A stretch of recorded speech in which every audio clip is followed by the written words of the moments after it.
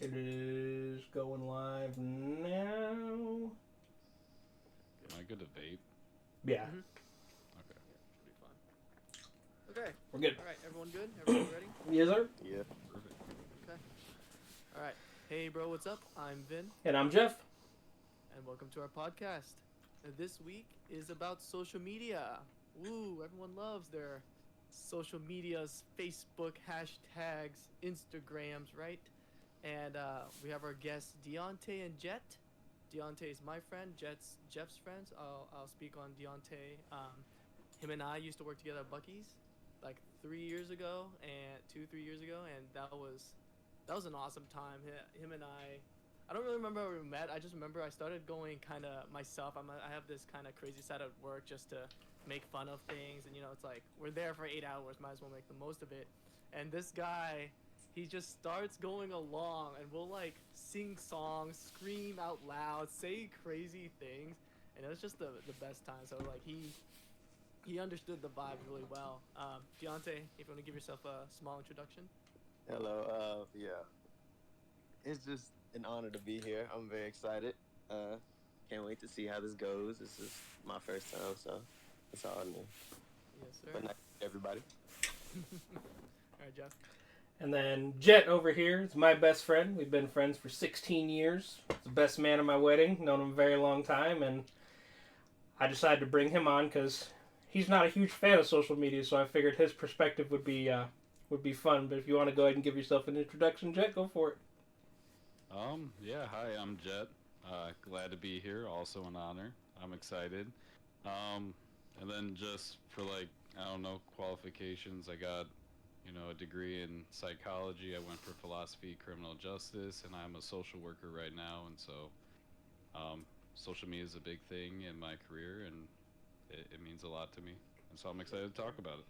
That's awesome. All right, we'll start with the quote of the week. Deontay, if you want to start off with yours.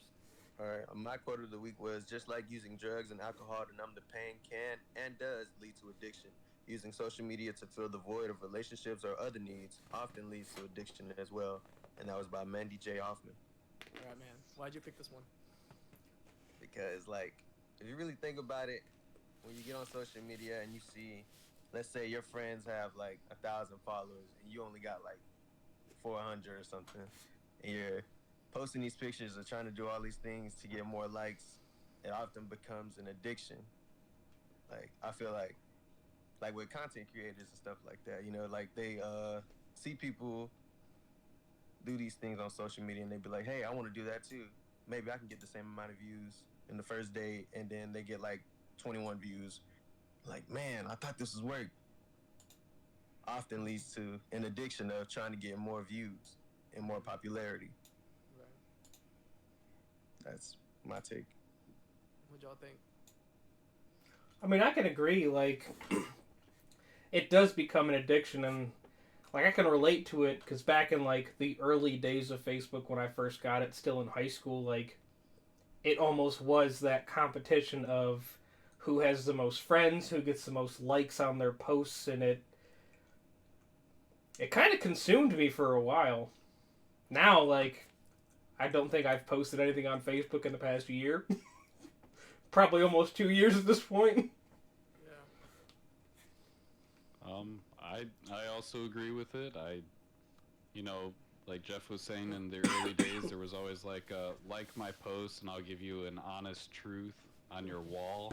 And then everyone, you try or brutal honesty and stuff like that. And I would even try and like one up the person who did it before and be even, more mean. And I'm sure it hurt people, and some people loved it because they're liking on it. And then like Facebook, you'd compete and be like, how many happy birthday posts did I get?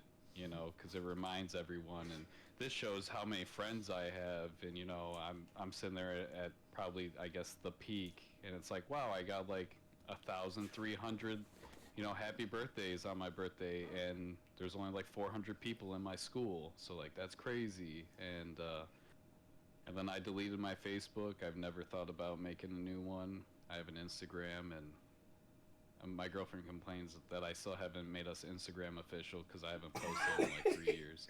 Okay. And so I do think it's an addiction. Yeah.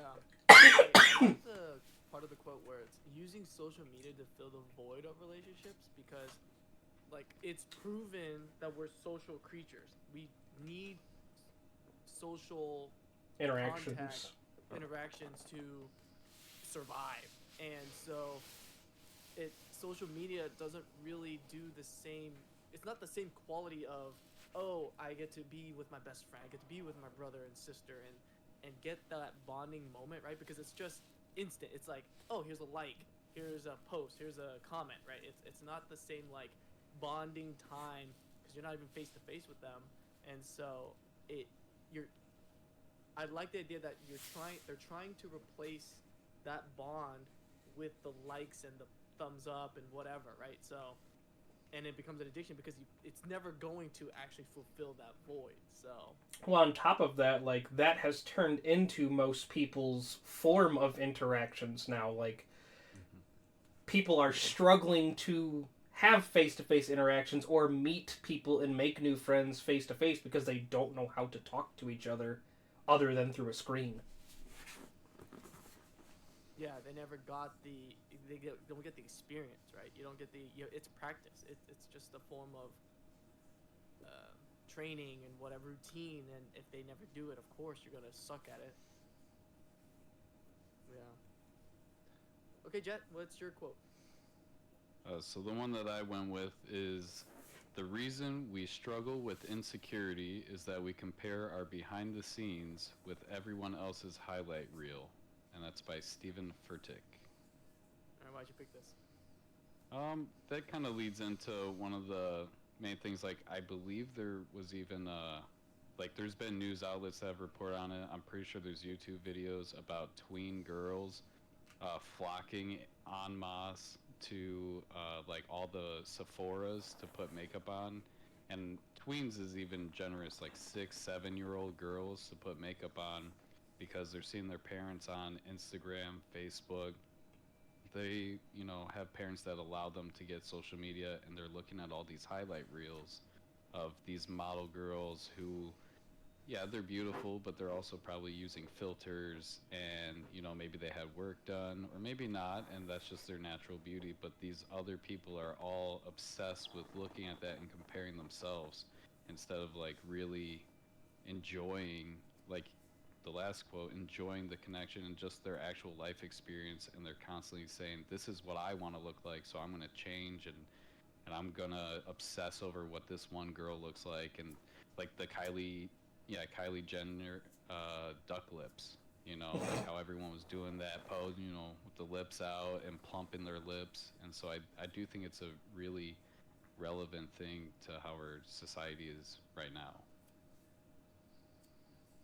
Yeah, plus, I mean, like, the way you described it there, it's almost like people aren't really learning who they truly are anymore.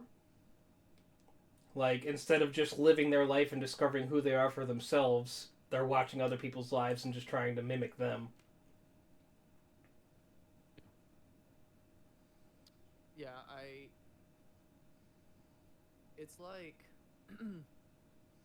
people don't know what reality is anymore because real life requires dedication, right? It's grinding. It's this mundane every day, but social media really just highlights the big, grandiose events in life, and so everyone thinks, oh, my life needs to be like that. If I'm not the hottest girl guy, not doing all these adventurous things, right? I'm losing in life, and it's like that's not true at all, not even close. So, social media really twisted reality in that sense. I agree. I totally agree with what you said, Vin, because like a lot of the times we'll see people posting pictures with their foreign cars or wads of money and stuff like that, and be like, "Man, I want to be like him," but don't realize He rented out that Mm-hmm. Lambo for a day. Hmm. like, or It's the Monopoly grind and money the time he's that throwing. took to get to that point. You know what I'm saying? They could have been doing all that since they were young. And they're posting that picture now because it took that much time from then to now, and I got this. This is what that time it shows for. Yeah, Yeah. exactly. Okay, we got a quote of the weeks. I wanted to start off the episode with everyone just kind of describing their relationship with social media, how they dealt with it, and what how they feel about it. Deontay, you want to go first? My relationship with social media. I mean, I use social media. Don't get me wrong. Like, I'll post pictures on Instagram and stuff like that. Am I addicted to it? Probably. And that's the thing about it. Like, if you really sit there and think about it, like, off rip, you're going to tell yourself, I'm not addicted to social media. But you have Instagram. You post pictures for likes. You don't even realize it, that you've been doing it since you were probably 16, 17, maybe 15 or younger. And that's the thing. I mean, I don't know. I like social media, don't get me wrong, but I'm not addicted to it necessarily.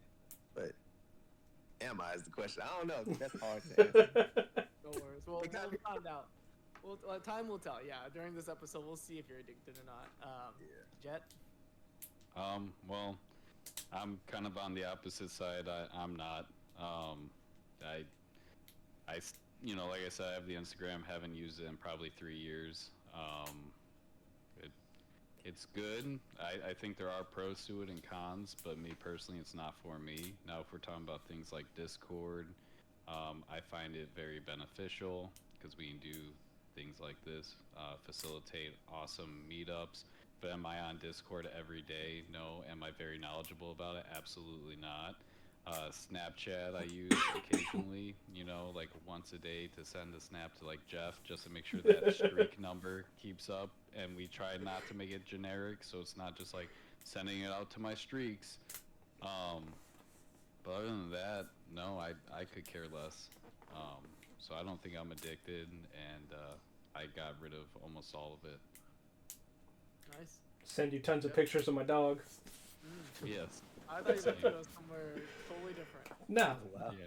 9 times out of 10, like, my snap streak every day to him is just a picture of my dog sleeping on the couch or on the floor or wherever she happens to be at that time. Yeah. I heard D, and I went somewhere. Dog. Alright, Jeff. I mean, my relationship with social media has kind of been a roller coaster. Like, I dove really far into it when I was younger, because for the longest time, like, one of the few good decisions my mom made was not letting me have social media until I was, like, 15 or 16. But then, like, once I was allowed to have it, ran with it, checking it, like, every 20 minutes, like, it was bad.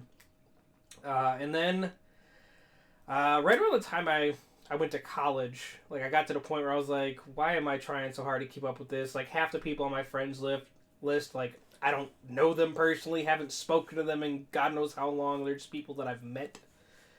So, like, I went through and cleared, like, a lot of my friends lists out. I thought about deleting my Facebook like Jet did, but I do use it from time to time to keep in contact with people that, like, I'm not near anymore. Like, a lot of my friends from the military, or, like, some of my friends from high school back in the day. But nowadays, like, I don't post anything on it. I don't check it every day. Like, it's really, I'll check it if I get a notification. Like, I have it turned on for notifications to where, if someone tags me specifically, I'll get the notification. I'll go see what it was. That doesn't happen very often, and 9 times out of 10, if it does, it's my wife. So, but I never had Instagram. Didn't see the reason to have it. Like, one form of social media was enough for me. So, like, I have my personal Facebook, but then I did end up making a Twitter for streaming, but it's only been used for that. It doesn't really have my personal information on it. And then Discord, which, to me, Discord is, as Jet was saying, like, a more positive form of social media, because it has so many uses. Like, we use it for this podcast. I use it to connect with, people that I game with and keep in contact with them, and even organize, like, community events with the people that I have on Discord. So there are good and bad forms of social media, in my opinion, but that's kind of how I've lived with it throughout the years. Nice, man. I was the typical user. Got everything growing up. Followed everyone with Facebook, Instagram, Snapchat, and everything. And I'm trying to think of when I kind of started to... Because there were moments during those just growing up where I'm just like, oh, I don't want random people to kind of see my life, so I would go through a purge of my friends list, stuff like that. But that was pretty much it. It wasn't. I still used it. And then I'm gonna say it was at least 5 years ago by now. I'm gonna say maybe 5 to 7 years ago. I had realized I'm just on social media, and I got to the point of where I'm not even posting. I'm just stalking people, following as most, like I say most guys do, is like we follow like models or pretty people and stuff like that, and I'm just like, what am I doing right now? Like I've spent the past 30 minutes to an hour scrolling through, doing absolutely nothing, and I don't even post anymore. I don't even care about.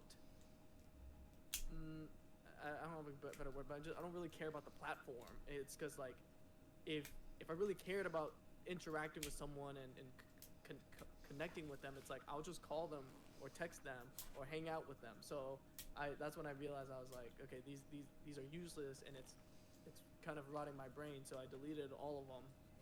And the first week was really interesting because I would pull out my phone instinctually, and then I want to check those social media platforms, and I realized, I was like, oh my god, and I don't have them, and it's like, holy crap, I'm addicted, because I just pulled out without even thinking, and it took me a week to stop. And so that's when I realized, I was like, oh my gosh, if that's me when I'm not even going crazy on social media, I can't even imagine other people if they ever tried to stop. It might be an actual addiction. So, and ever since then, my life has been good. If anything, my life's gone greater without social media. Just without being distracted or without all that time wasted on that. I'm focusing on other projects and stuff like that, and work and people in my life. So, yeah, that's been my relationship. So I did a clean purge, and I've been free. It's been nice. I forgot one. Okay. So I will actually put myself in the category of addicted to social media. TikTok.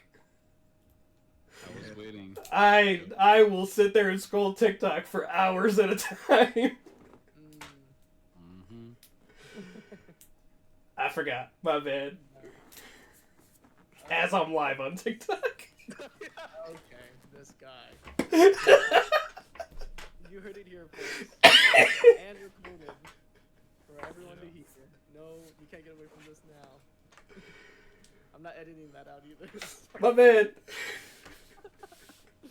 All right. So Jet had talked about there were some pros to social media, but mostly cons. Let's get into that. So, let's just talk about what are the pros and cons of social media. I mean, I'll start with the biggest pro. Like, when used correctly, it is a great way to keep in touch with people that you don't get to see on a day-to-day basis, and kind of see what they're up to. Like, I'm not going to use the term you did of stalking them, but you cannot tell me you have not stalked someone. I mean, even Cass has said she stalked you. So I don't I don't search people's profiles on Facebook. Like, I have never added anyone that didn't add me first. Like, I don't search people out and go, oh yeah, I want to add them. I either accept or deny when people send it to me. And then, if I'm seeing something that somebody posted, it's because it's on my feed. So, and that's kind of what I'm getting at of, the benefits of it is, if I decide to take 10, 15 minutes and kind of scroll through and see what's going on, I may see, honestly, yesterday, I was scrolling through and I saw one of my buddies from the military just got married. So I was like, oh, congrats, things like that. It's can be good when used in those situations, to keep in contact. But that's, the one pro, in my opinion. You guys might have other opinions. There might be other pros to it, but to me, that's, the one. Yeah. I think one of the pros that I think everyone's aware of, but doesn't really maybe put a lot of thought into is it actually helps out with, crime reporting and crime reduction, because if something happens in a certain area, I know, especially with me living in kind of a high crime, area, someone can post about it, and then people are aware. And to get into a little bit more of a darker side. On the first day of this year, the city of Kankakee, which I'm like 5-10 minutes away from, and I work in, a bunch of young guys were shot up and killed, and that's really, it's terrible. But they posted, they were live when it happened, and family members saw it, and they were able to call 911, and some of them, did manage to pull through. But if they weren't on social media, maybe they wouldn't have gotten, help in time. People in the area who were watching knew to stay away from that street. So I do think that is a benefit that's kind of like a niche one. You could even be like, my cat's missing, and post a picture of the cat, or be like, look at my profile, I have a whole fan page just for my cat. And people are like, oh, I think I saw that cat, 2 blocks from my house, I'll go grab it. And so I do think it helps with that kind of stuff. More. My next. Go for it. I mean, there's no like, I'm next, you're next. It's just, you jump in. Just talk. The one, bro, I think, man, you can get so many connections with social media. Like, let's say if you make music and you start posting snippets on social media, you can get other artists eventually. Like, some people use hashtags under their posts to get more people to see it based on the relatable content, you know what I'm saying? And through that way, you can meet other musicians, and y'all can collaborate together, and then they got connections with other musicians, and then boom, next thing you know, you get more fans, more plays, and stuff of that nature. That's my one pro. Connections. It doesn't have to just be with music, though. Yeah, on top of that, social media has helped with kind of widespread career-wise, right? Not like LinkedIn and stuff like that. They copied kind of the social media platform, but because back then, how did you get noticed career-wise? As you had to like have a paper copy of your resume and physically walk to a store and be like, hey, I want to apply here, yada yada. But now with internet, social media, it's you can put all your resume online and people can find you and stuff like that. And then I was literally just thinking too, it's like more so than ever, you using social media to promote your business and stuff, and people get rich. They thrive and they do really well on the pro side, on the honest, integral part of it. So I actually want to throw in and say that's also a con. That's why I said the honest, integral. Well, no, I'm talking like the resume part and like career building via social media. So like, in the technological age that we're in, like, yes, it is a good thing, especially for like remote workers. It has made finding new remote jobs a lot easier and more efficient for them. But I truly feel like I had better luck with jobs back when I had to walk in and give my resume to a manager, because they saw my face. I was physically there. Like, it showed that I was able to make it there and put forth the effort to go apply for that job. There is not a single job I applied for back then that I walked in and handed my resume that I didn't get.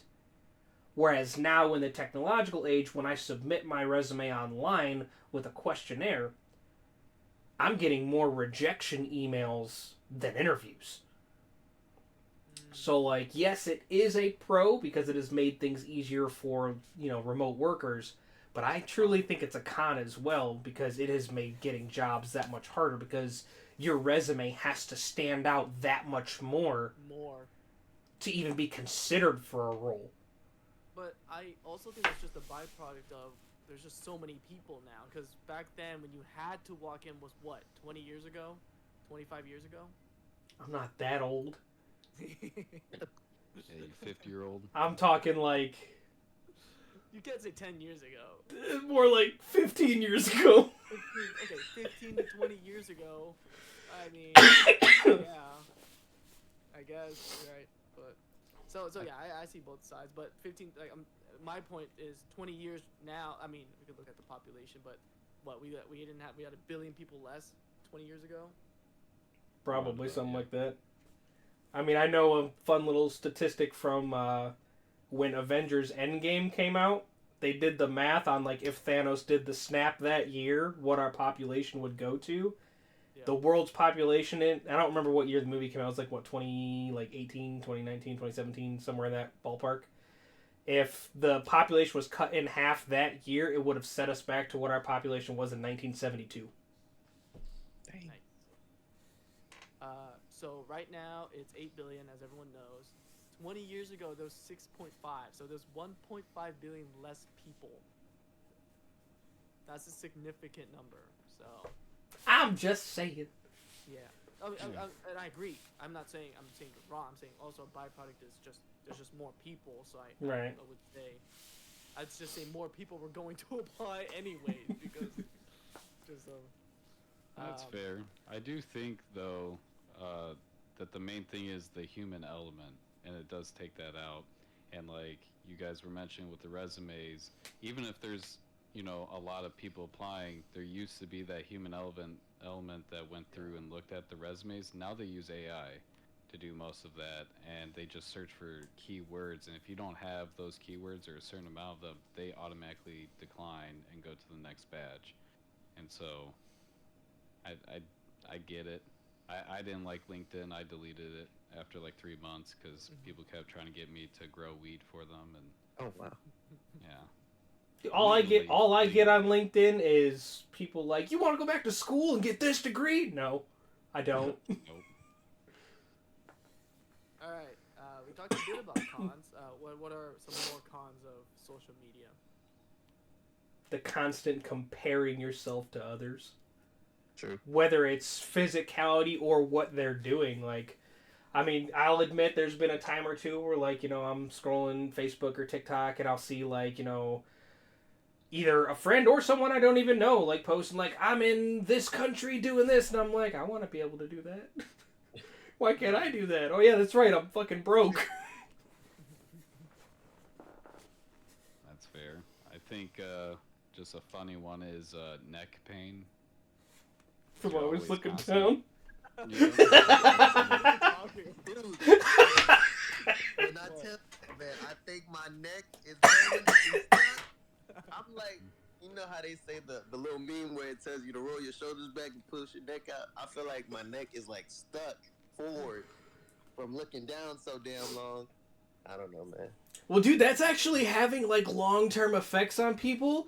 I was reading this freaking study the other day, and there are people, they're calling it freaking, I don't think it was, like, necessarily, like, social media related, but, like, phone finger, like, because their pinky holds up their phone, people's pinkies are, like, separating from their hand, essentially, like, permanently bent down because they sit there and prop their phone up on it constantly. It's having, like, long-term effects. Damn. So that is real. Yeah, and they've even done, kind of like mock-ups. I mean, none of it's, 100% true, but they've done like, what will the American look like in the next like 20, 30 years because of like phones. And I'm looking at a picture of this girl who's hunched over with her, neck forward, but shoulders pushed forward, longer fingers that are kind of clawed up. And they believe that eventually, because of the blue light, that with evolution, that we would possibly even start having second eyelids. Jeez. That'd be kind of cool, not gonna lie. No, that sounds bad. It's not one that blinks, it's like an extra layer that goes over your eye just because of all the blue light. And that's like, even phones have like that filter, and computers, and it's Blue light gonna glasses. be interesting. For those, yes. Another one for me is dating. Social media has really Ruined dating. exactly. A lot more so for men. I mean, both genders, but a lot so for men because like women now, it's like they get such a large dating pool, and they don't need to go out and actually try. It's like, okay, by the touch of your fingertips, I can get a date whenever I want. And then for us guys, we still have to struggle, but it's such a different struggle now. Not only do you need to present yourself physically in the real world, but now you have to present yourself online too. If you're not, what's the word? If you're not, not good, but you know, you're not. That's not working physically. I don't have the word right now, but We get what you're if it's a skill issue in real life, yeah, you're gonna have a skill issue in online or whatever. But I'm sorry. I'm sorry. There's not a. I don't have a nice way to say that. But anyways, social media for sure has skewed, like with Tinder, the dating apps. That's a controversial one. I think those are okay. I don't. Okay, you think it's bad? Okay, I think they're bad. Like, I have seen so many more bad stories from people using dating apps than good. Okay. Like, don't get me wrong. Like, I personally know a couple that met on Tinder and they're now happily married. Like, Right. and it worked out great for them. And like, I attended their wedding. I was one of the groomsmen. So happy for them. But like every other friend I have that one friend that has the successful story from online dating. Everybody else that I personally know that has tried it, it has gone horribly. Nothing came of it at all. I had one friend. She said she was in like a real sketchy situation because of it. Like when she showed up at the place, she was like, "I should not be here," type deal, and she was very nervous. But like that, and like I've heard just so many horrible stories on like, and this is not to like trash on women, but I've heard so many stories of women will like use those to just get a free meal. Right. And then go on with their day. Like, I'm not trying to trash talk, but I've heard it 1,000 times where it's like, oh yeah, like she seemed really interested, and then right after dinner she never wanted to talk to me again. Well, did you say anything wrong? I don't think I did. And then come to find out, she did the same thing to another guy the next day. Meal ticket. Meal tickets. Yeah. Well, there are some girls who were. There was a thing that was like a trend, and it was like a point system. It was like if he doesn't pull out your chair for you, if he doesn't open up the car door, and like if he doesn't get a certain amount of points, then don't call him back. I'm not trying to describe. I'm sure there's girls out there that were there for the free food. I don't blame them. I mean, I may have tried that, a few times. I'm like, I'm a feminist. Let's go for it. Like, you want to pay for my meal? Cool. All right, bye. I'll talk to you, I guess, maybe. I mean, don't get me wrong. Like, I think men should be a gentleman. Open the car door, pull out her chair, do those things. But like, those shouldn't be required for you to want to continue to talk to me. You should want to continue to talk to me because you had a good time. Or if you didn't, tell me. Like, obviously, like, I'm married, so that shit really doesn't affect me anymore. But like, if I was in that situation and it didn't go good, I would want that girl to tell me what went wrong. Like, why, like, how did I ruin it, essentially. And if they can't give me a good reason, then I'm just going to be like, all right, well, you just wanted a free meal, fuck off. I think that is a bit of a difference, though, in communication styles. I'm not trying to say everyone's the exact same, but guys do seem to be a little more forward, where they're like, I didn't like that girl. And, like, I've seen numerous guys reach out to that girl after the date and be like, hey, it's not working. Like, I'm not feeling it. Some are even more brutal, and they'll be like, you farted, like, at the restaurant, and I did not like the way it sounded. Like, I'm cool with farts, but that one was a little wet. And, like, kind of things like that, Also, I just would like to say, I was going to have my girlfriend listen to this podcast. I can't anymore because we met on Tinder, and Jeff just completely was like, they all fail. I'm like, nah, I don't need that. She's going to be so mad at me. Just don't ever listen to this episode. You can never listen to all the other ones. I'm like, don't worry about this one. It's cool. Baby, is it? It was good. Was it Deontay? Like, he was just kidding, baby. We just. Hey, you just need to prove me wrong. Like I said, I've only seen one success story. Give me another one that I can know. This is two right here. Oh, unless that you're talking about him. Yeah. He ain't married. I'm not married, no. I mean, Well, it's this still hand. like success, I guess. Yeah, 2 years. There you go. It's time put in, time gained, Okay, I would say that's successful. You've made it 2 years. That's successful. So now I know two. Now she can listen to the episode. Alright, cool. I don't know. I'll edit it. Make it. She's on seem- TikTok live right now. What the heck? I mean, if she happens to find it on TikTok Live. So I literally was just when we were talking about the dating, I literally thought the next level with another con was not with only with dating, but I think with guys specifically. One, we can talk about both, but one is we are well maybe both. We could discuss about girls too, but for sure on guys, our communication levels, our communication skills are just whack now. We just suck because we talk like online chronically, and so we don't know how to do it in real life.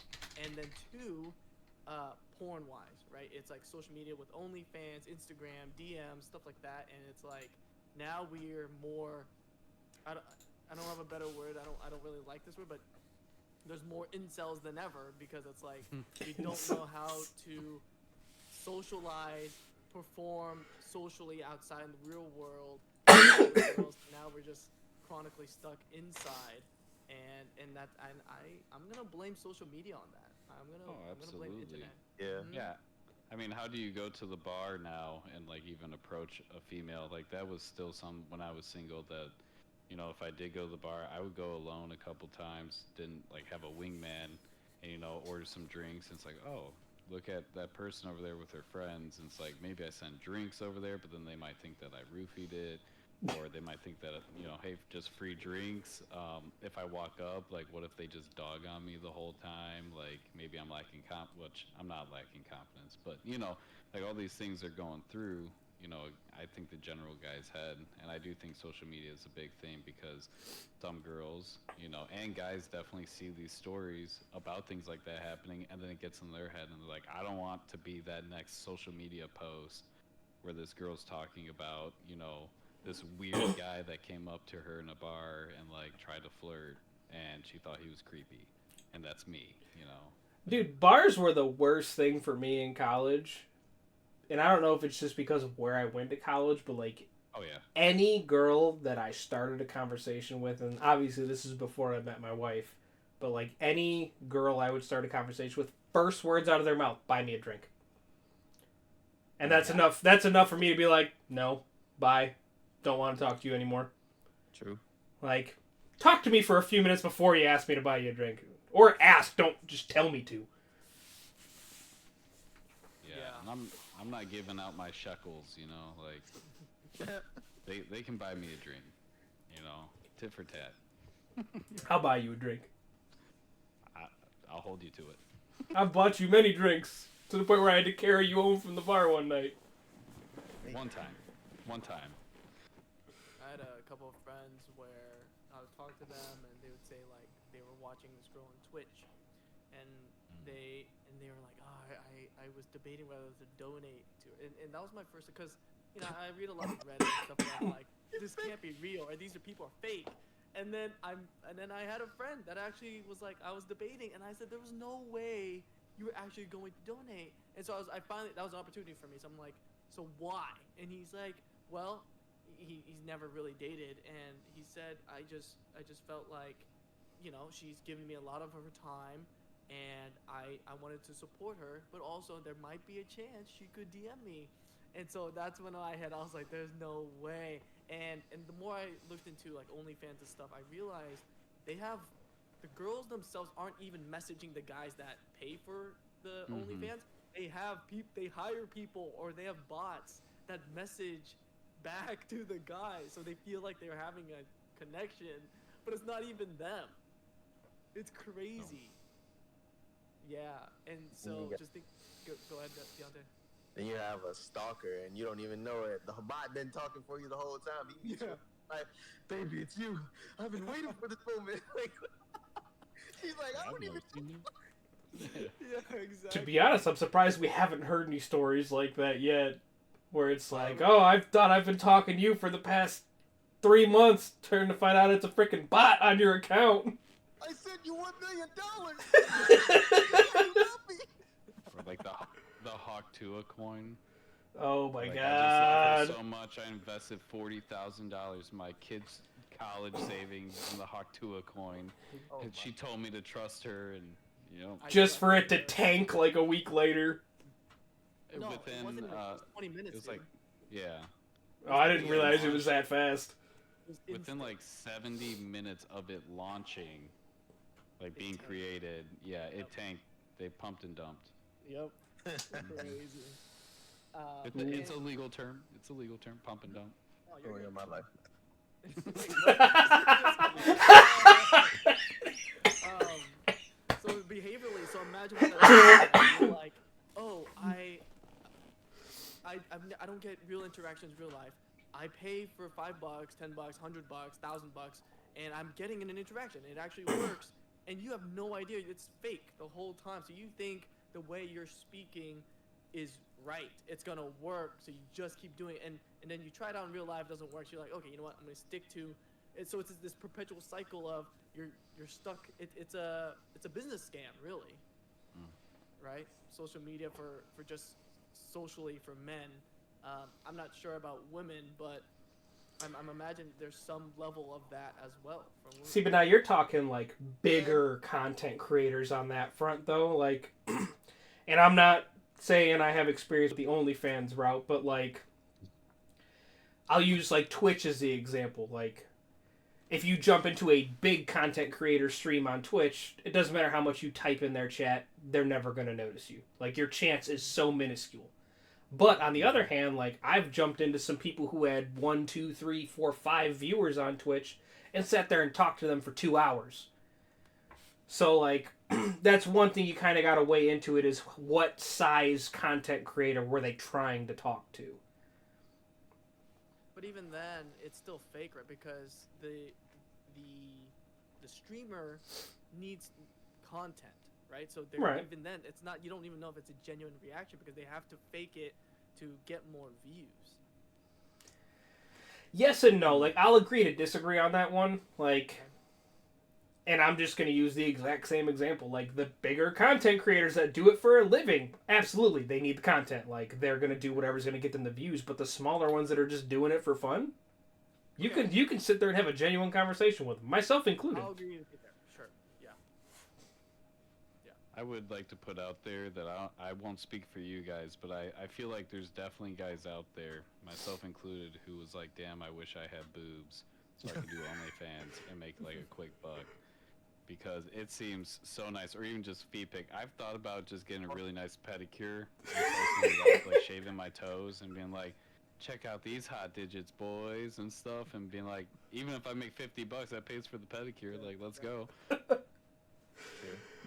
Not gonna lie, the thoughts crossed my mind. Yeah.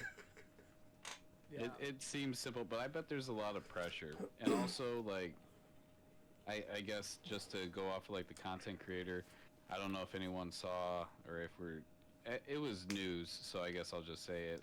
It was a content creator by the name of Lily Phillips, and she wanted to break the world record of sleeping with the most men in a day. Jesus.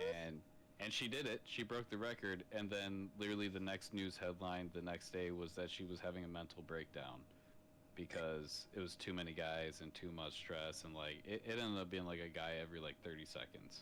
For 24 hours. God damn. That's Yeah, disgusting.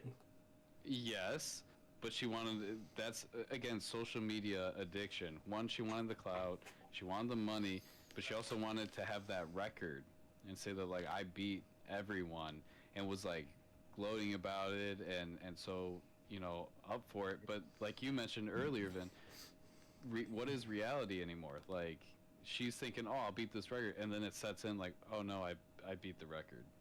Like, Yeah. What was it for? Like, was it even worth it anymore? it was like 1,000 guys in one day. That is not a record I would want to hold. No, yeah, and that's for the like if someone's depraved enough to look up like who has had the most sex with one girl, you know, with a bunch of guys, you know, ever. Her name's gonna pop up. Till someone tries to one up it. Good luck. I don't know how that actually works. I mean, I know guys can perform that very easily, you know, if you just line them up, but no guy can hold that record. Hell no. Like, I need like 10, maybe 40 minutes, alright, I'm good. I get maybe 20 in a day, maybe. Dad be pushing it, dude. Oh, absolutely. I have to be peak like high school. Like there's no way now. I don't even know if at my peak I could have done that. Or gas station pills. Gas station pills. To beat this record. I'm going Maybe a for little gas station sushi. I mean, I guess it also, like, depends, like, does it need to be to completion, or is it just, a couple pumps, move on? Yeah. Because that does change things. Hell no. I'm one round and done. Goddamn, heck no. So you might beat the record. Yeah, and do what you gotta do, but shit, I'm one round and done, shawty.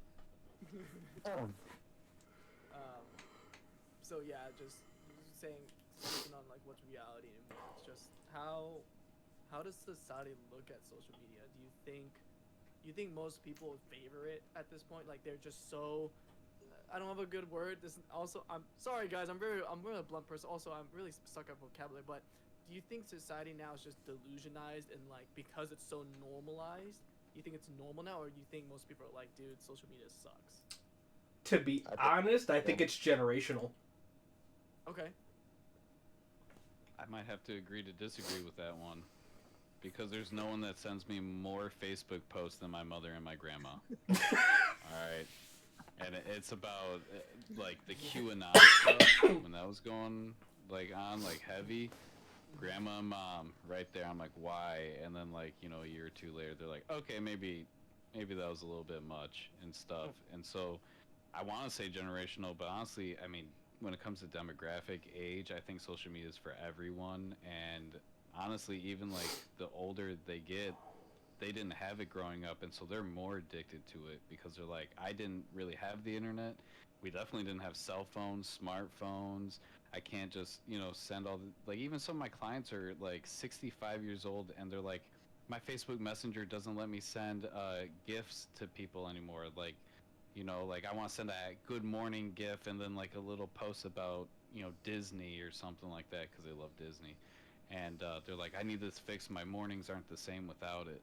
And so, I mean, I have to, I don't know if it's generational. Because look, maybe I'm the outlier, but I hate it. I don't use it. But you would think that people our age would be like, yeah, I hate TikTok. Never used it. I downloaded it once because my girlfriend sent me a video and they were blocking it so I couldn't click the link to watch it without the app.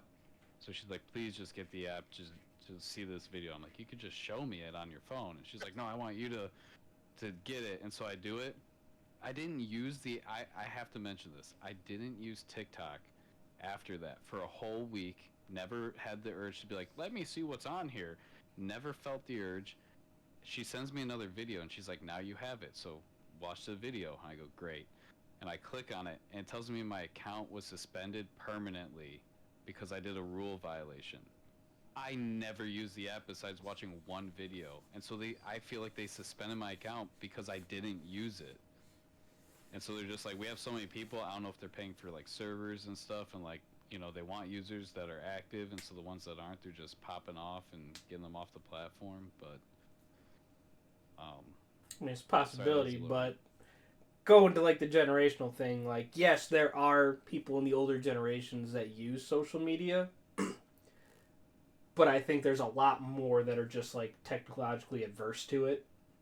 Like, I know tons of people in their like 50s, 60s, 70s that just don't like technology, period. They won't touch it. Oh, yeah, that's fair. So that's where my viewpoint on it comes, of it being a generational thing. I think the younger you get, the more likely you are to use technology and use social media.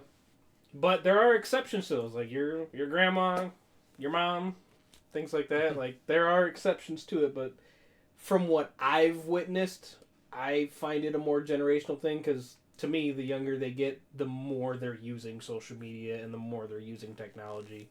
Within reason, like, I don't think there are too many, like elementary kids that need Facebook and things like that, but they probably have it. Pew Research Center, a median of 57% across 19 countries say that it is a good thing, social media, because of, for like democracy purposes. But with Jeff here, views also vary by age. Older adults are less likely to say that social media is a good thing for democracy when compared to their younger. I forgot why. Because of the false sense, the spread of false information online. It's a major threat to democracy in their country. So, The mainstream media lies about half the shit they put, so what's it matter on false information? You think 20 years ago, like, I feel like news was so much more streamlined. It used to be, so I can't quote exactly when it was overturned, but there used to be a law in place that to report something, the news had to report factual information. It had to be fact checked. They had to do their research before they could report on it. And at some point, that got overturned and it turned into who can get it out first. We don't care if it's right. We want to be the first one with the story. And if we're wrong, we'll just retract it later and apologize. Right. And it won't be a headline. Right. I was thinking, I was like, man, that's another con of social media. But then I realized, I was like, dude, people spread misinformation all the time. Like, people were superstitious back then with the Blair Witch trials and murders and whatever, and drinking the Kool-Aid. So I think it just gave another platform, another medium to spread it even further. So I guess that's the con. It's just easily more widespread, but people spread misinformation. But you can't even really blame that on social media. That's the birth of the internet there. The internet? No, I'd say people. That's what I'm trying to say. Back then, urban legends, myths, right? They're not necessarily true. You just believed in that, and everyone else heard it. Like, if it's true, then it's true. Yeah, exactly. There is a point that I'd be remiss if I didn't touch on.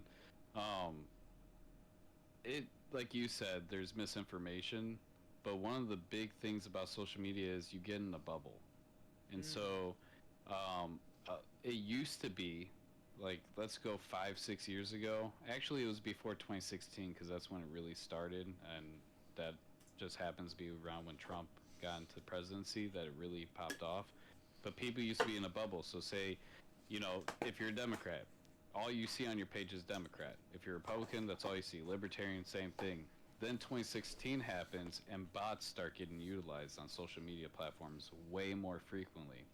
Now social media platforms have been seen in their coding, like Facebook, Twitter had a huge thing when Elon Musk bought it, where it was like, I'd have to pull up the number. It was like the majority almost of users were bots at that point. And they weren't disclosing it, which is why he wanted to back out of the deal and all that stuff. So now, fast forward to today, instead of it being, oh, you only get this like echo chamber of the things that you believe you're hearing back, now it's actually the opposite, where they're using bots to actually entice people to get upset. So they did a study where they're like, to get you engaged with social media even more than your addiction already gets you to engage, how can we get people to come on here even more? You see something that makes you happy, you go, that was nice. You put your phone away for 5, 10, 30 minutes.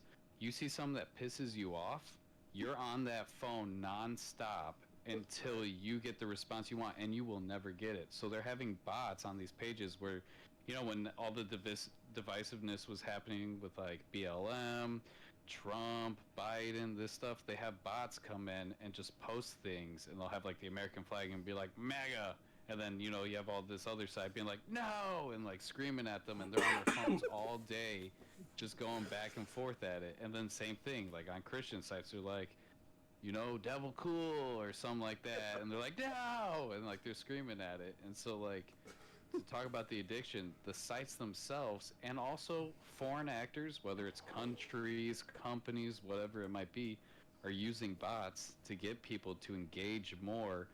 And it is actually, when you mention democracy, it is actually affecting our democracy, because people aren't getting true reactions. Like, if 20% of, 1 million users are bots and fake, and those are the majority of what people are interacting with, because most people don't post every day, is that really true democracy? Is that true information? And so I do think it influences people to act and think a certain way. Right, exactly. Sounds like managed democracy to me. Yep, Super Earth would not. All right.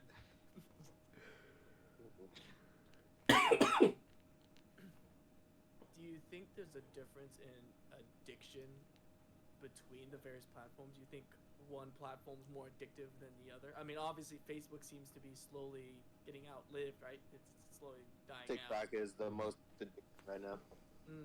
Yep. Perfect algorithm. Drop my phone. So then what's the difference? Why would TikTok be more addictive than Facebook? To be honest, I can't really dwell on it. I just know for sure, like, Facebook is old. Yeah. Don't nobody get on Facebook for old people. Let's Jeff. speaking from a young standpoint. Now, I'm not even young anymore. I'm like 24. Like, That's TikTok- still young. Yes, it is. yeah, and everybody that's getting old, it's getting to their time. With TikTok, you got younger kids that are growing up with TikTok, which younger kids see these older kids on TikTok, and that gets them on there too. So you don't see a lot of young kids be like, "Oh, my uncle's on Facebook. Let me start a Facebook page." I Be a mean, cool uncle. to me, like I gotta piggyback off what Jet said with the algorithm. TikTok has their algorithm is perfection.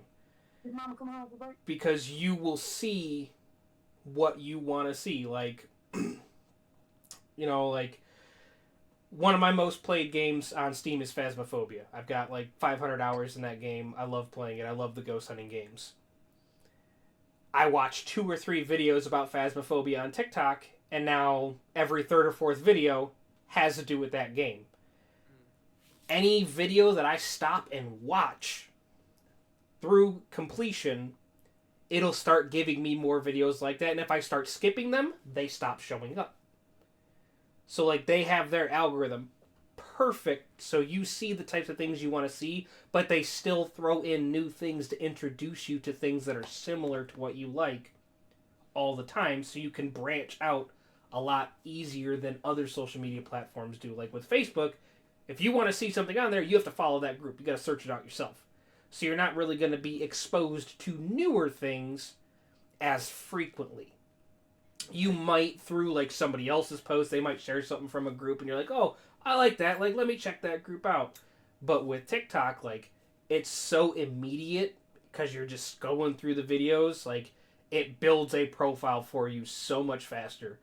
And that's what I think makes it more addictive than Facebook. Plus, it's video content only, whereas Facebook still has a lot of like text content. And most people nowadays don't want to stop and read shit. They'd rather watch a video on it. You had me all the way until that point, because one of my girlfriend's favorite things to do is to watch a video 3 times on repeat, and then on the second or third time, she's scrolling through the comments on TikTok. And TikTok's algorithm is so perfect that, say Jeff and Cass are in the same room and they get the exact same video, which is very unlikely, but if they do, and they go to the comments are completely different. So what Jeff will see as the top comments are going to be things that the TikTok platform thinks that he will relate with, and then what Cass will see will be things that they think she relates with. It That's could be crazy. similar. There's videos that you can pull up where there's been couples who sit there and the girlfriend like sends a video to her boyfriend who's sitting on the couch, like 3 feet from her. He's like, I was just watching that video. And then she clicks on the comment. She's like, did you see what this one girl posted? It's like the 3rd comment. He clicks and he's like, that comment's not even on my thing. And then they started going through the comments and like, none of your, like his were all like talking crap about the video and being like how the person's a fool, like making a fool of themselves. And hers are all like, oh, that poor person, like, oh no. And like, that's funny though. And things. And so it's real deep, and I do think the number one defining factor is when you bring up Facebook and TikTok is everyone knows it, so you can't really avoid it. It's a foreign-owned company app, and they don't follow the same data privacy rules that Facebook has to, because it's based in California, in America, and I looked through their privacy policy, which is like 700 pages long, and of course I use like Word Finder, and I even had AI like help me like do word search and stuff. You give them complete access to your entire phone, so when you're not using TikTok, it can even read your messages, it can look at your pictures, your videos. They're defining who you are as a person, and then when you use it, that's why it knows what videos Jeff is gonna like right off the bat, and then you skip that video, and it's like, oh, we already have an idea. You skip this video, but you watch Phasmophobia for 0.2 seconds longer. You might like that one, and then it just starts popping off. And so its algorithm is unprecedented. It's amazing. I hate it, but it's amazing. Ignored.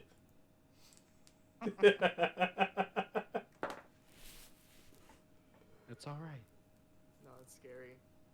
Yeah. Yeah. Yeah.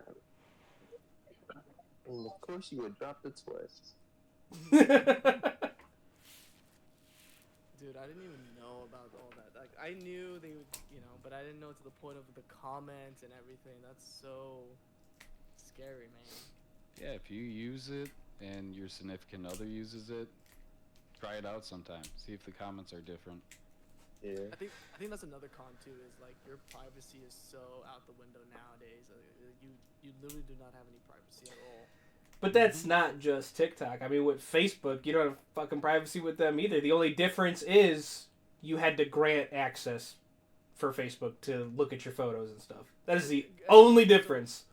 Correct. So granted, okay, one could argue that you did accept the terms and conditions that, hey, we have your data and stuff, and then you yourself put your information on. So I guess in that regard, it is kind of your fault that your privacy is gone. Mm-hmm.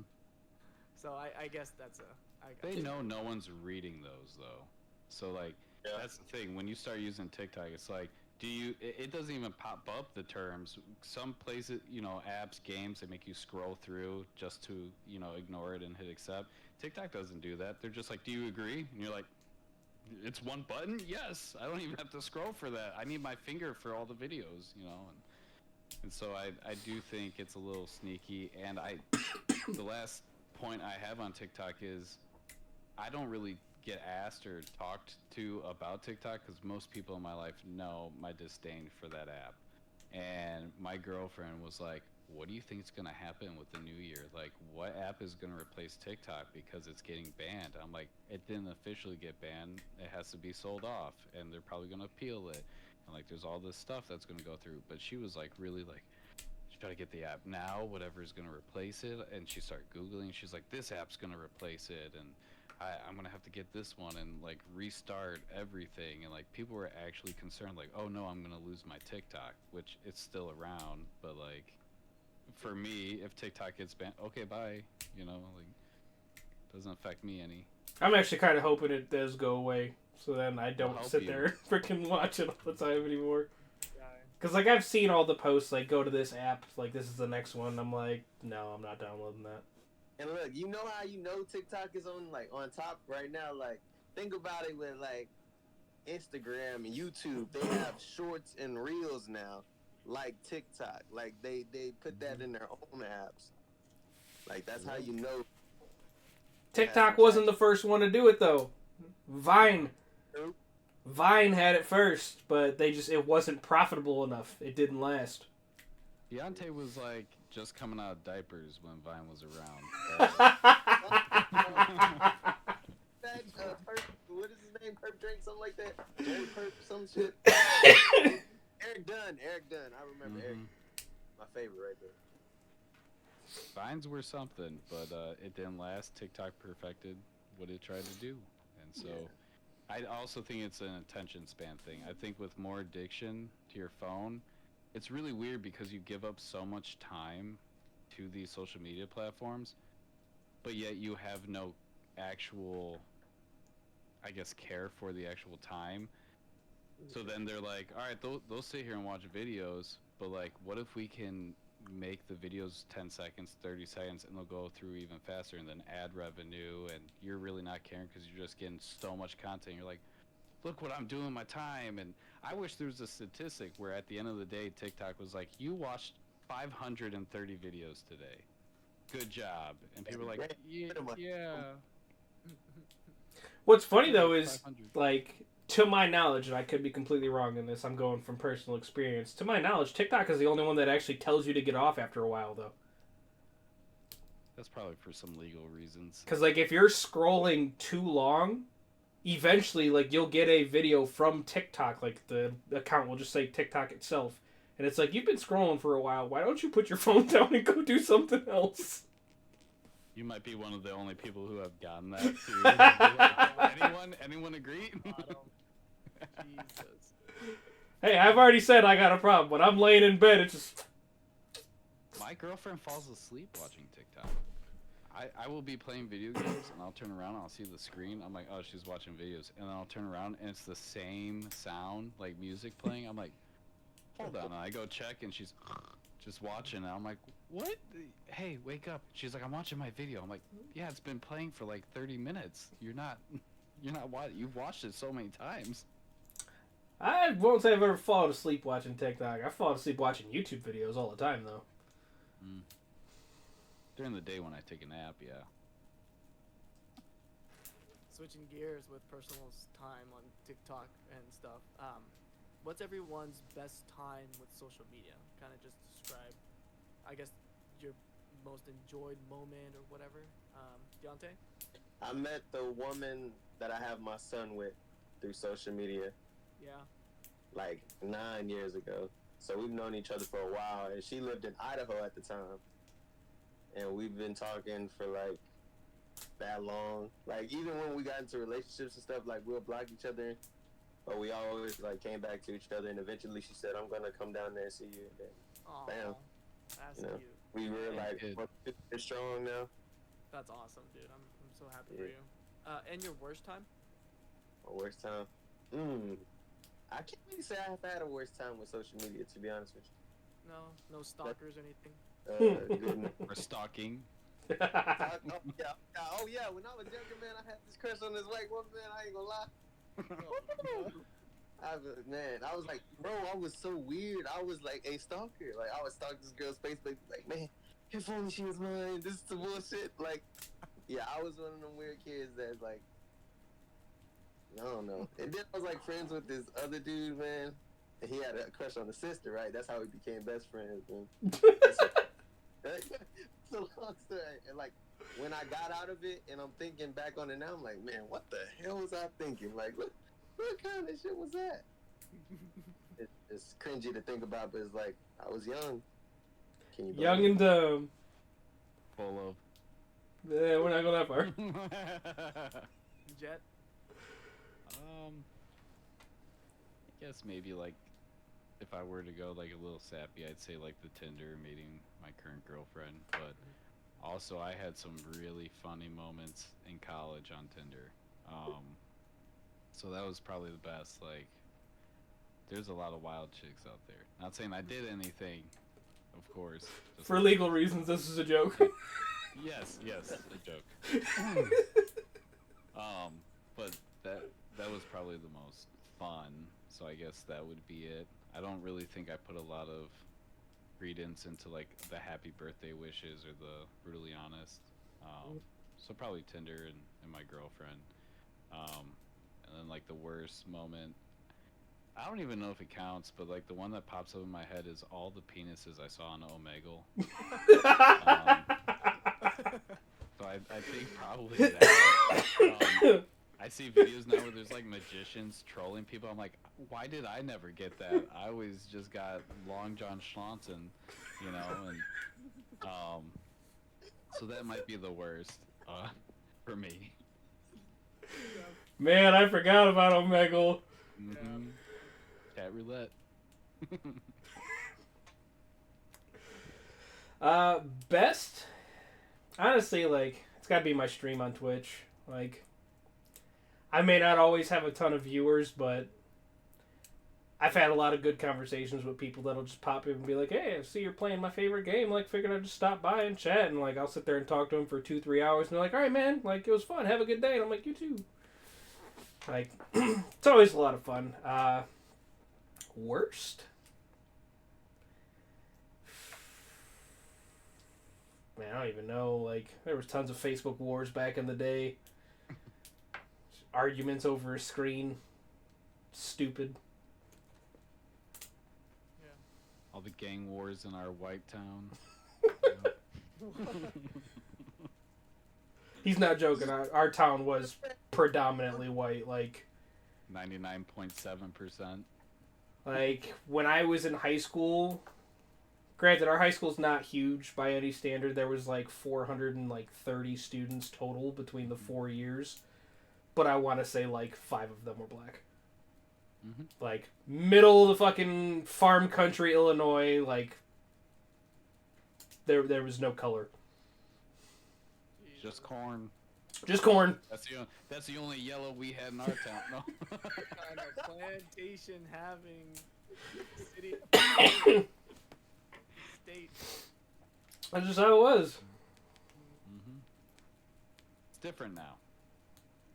Wouldn't know. I haven't been back there in almost 20 years. Now it's like 95%. Yeah. My best time, I very rarely can remember. I would say I remember I would be, back old days, old guy with Facebook. I would create a lot of events and stuff, just getting people together, and people would read them and accept them, and we'd do stuff. And I was a lot of the hosts for that, so those were really cool times being able. So I utilized social media in a way to physically do real life things, right? So that was really cool. But obviously, I mentioned my worst time was when I realized I'm doing nothing with my life, scrolling through, doing absolutely not even posting, and that was horrible. That was like a hit you like a slap in the face moment. It wasn't even like a euphoria. It just felt I just felt like scum, really. Yeah. Get that. I would like to honorable mention MySpace. Rest in peace.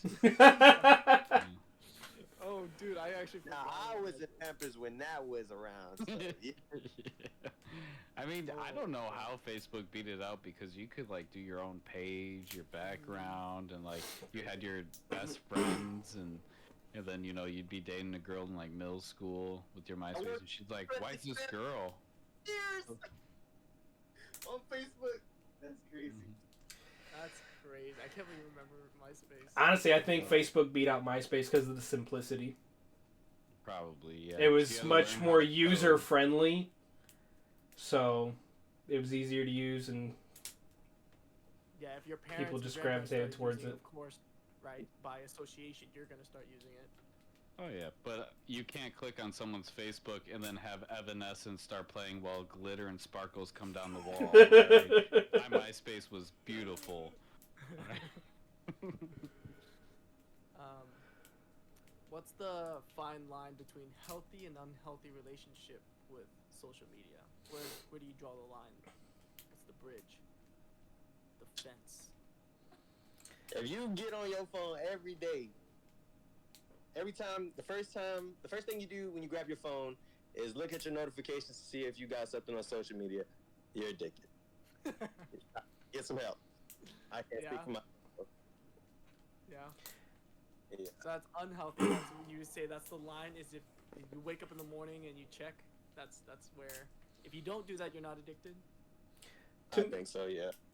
to me, I go back to what I had said earlier, like the positive use of social media, like of keeping in contact with people that you don't get to see every day, whether you live far away or whatever. Like, I would say that's the healthy use of it, where it's like every once in a while, like once a week, once every other week, or like once a month, you scroll through and see, what everybody's up to, see if any big events had happened. Like, to me, that's healthy use. Unhealthy is you're spending multiple hours a day, whether it's scrolling TikTok, scrolling Facebook, Instagram, whatever it may be. Like, there's so many more productive things you can do with your time. And the bad part about it is you don't even realize how much time you're spending on it. Like, I'll be getting ready for bed, I'll be laying in bed, and I'll think, oh yeah, I'm just going to scroll TikTok for 5, 10, 20, 30 minutes. Next thing I know, it's 2 in the morning. And I'm like, well, it's been 3 hours, all right. That right there is addiction. 5, 10, 15, 20, 30, 50, 2 hours. I think for me, it's... I've been debating in my head, I'm like, do I want to say need or want? I mean, clearly, if you're like, I need it, it's obviously an addiction, and that's unhealthy.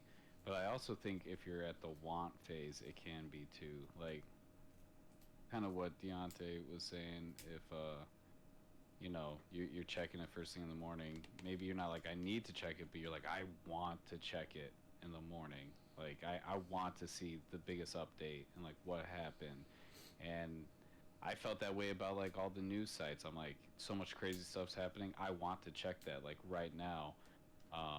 And again, it's hard for me because I don't have that relationship with social media. I feel, but I would imagine that where I would draw the line is anytime someone is either ghost reaching for their phone, because they want to check something that's not there anymore, or they're feeling almost like the same thing. If you don't drink water all day and you're starting to feel like funky and you're like, why the hell do I feel this way? And you're like, oh, I didn't drink water. If you start feeling like you're not yourself because you maybe were caught up in your work or a good conversation, and then afterwards you're like, I feel, even though that was a good conversation, but I feel empty now that it's over, and then you're immediately grabbing your phone. Like, I think that's where I would say the healthy and unhealthy line is. Yeah, I was gonna go kind of in the same vein of if it starts affecting your quality of life, I think it's over. But if you're able to amplify your life through it, right, making real life events and make things happen in real life to kind of promote your life, then great. But if it's just every moment of your life is with social media, you can't get off of it and stuff like that. That's when it's like, yeah, I don't think that's best.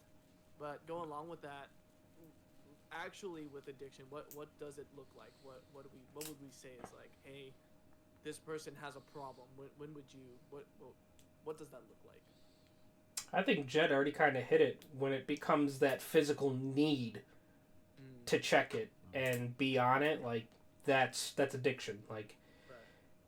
I don't want to like say withdrawals, like, because I don't. Once again, I can't say that I've ever seen someone go through social media withdrawal, but I mean, I went through that for a little bit.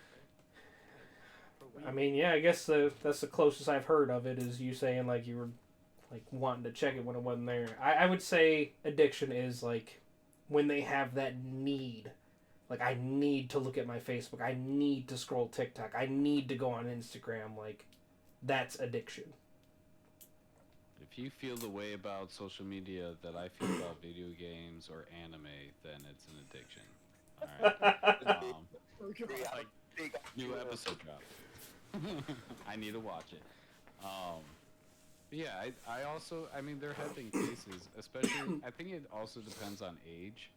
Because I think you develop coping skills throughout life just naturally, and everyone copes differently, but there's generalized coping skills. And so when you stopped using Facebook, it took you a week, but you were able to cope and like get, through it. But I think with the younger generation, like still teenage, even prepubescent, if you were to just cold turkey take their iPads and their phones and YouTube and all that stuff away, I think it would have detrimental impacts, and you could clearly see the addiction. They would, be agitated. They wouldn't be sleeping as well. Their attention, they'd start displaying certain symptoms that are similar to ADHD. They wouldn't be able to keep attention. Their grades would probably start failing at first, and it probably would take them a lot longer to get over it than just a week. And I always see the meme where it's like, go out and touch grass. And they need to go out and touch grass and get more involved. But also, I guess we're not necessarily covering, but like you replace it because it becomes a need. You have to replace it with something else. You can't, most of these kids and most people can't just stop. They have to find a healthy outlet. So whether it's crafting, going on hikes, things like that. Yeah. My dog is staring the camera down. I can see it. Not safe. She's So plotting. with an addiction, then, like, where does mental health play into that? Where because I kind of came across some studies where there was a British one in 2018 where they're saying they've seen with social media use, it decreases and disrupts sleep. It's association with depression, memory loss, and then kind of what you said, Jet. Academic drops, academic performance is losing. So, another one was about with increased risk of anxiety, stress, obviously with, the impact or pressure of trying to impress everyone. And then they said with that study is particularly with adolescents, right, and younger children. So you're kind of hitting the nail on the head of it's I think it's more of an addiction to impressionable kids for sure. That's I'm just kinda glad my degree seems to have been worth some sort of money. Not what they charged me, but right. So this is the portion of the conversation that I've been looking forward to, is like the impacts on mental health. Yeah. I'm not going to sit here and quote studies because I don't have any of them on hand. I'm going to go based off things I've witnessed, especially being a former teacher. Since the rise of social media, I have personally seen a growth in grade reduction. So, like, kids are not as smart and quick to learn as they used to be because their attention span has gone down astronomically. My last year as a teacher, I could not keep any student's focus for more than like 30 seconds at a time. It was horrible. And I think that has to do with social media and the rise of technology and iPads and smartphones and things like that. But the other thing that I've seen a massive growth in is mental conditions, mental disabilities, whether it be autism, ADHD, things along that nature, depression, anxiety. Like, I think that those two things are 100% interconnected because, like, the anxiety and depression, comparing yourself to others constantly, not being able to have those face-to-face interactions, and then getting anxiety when you have to have those face-to-face interactions. The lack of attention span, which can lead to multiple other things. Like, I think it has been one of the biggest detriments on society in terms of mental health. Because the constant need for validation, the constant comparing yourself to others, and I just think it has had so many adverse effects on the population as a whole when it comes to mental capacity, mental disabilities, and things like that.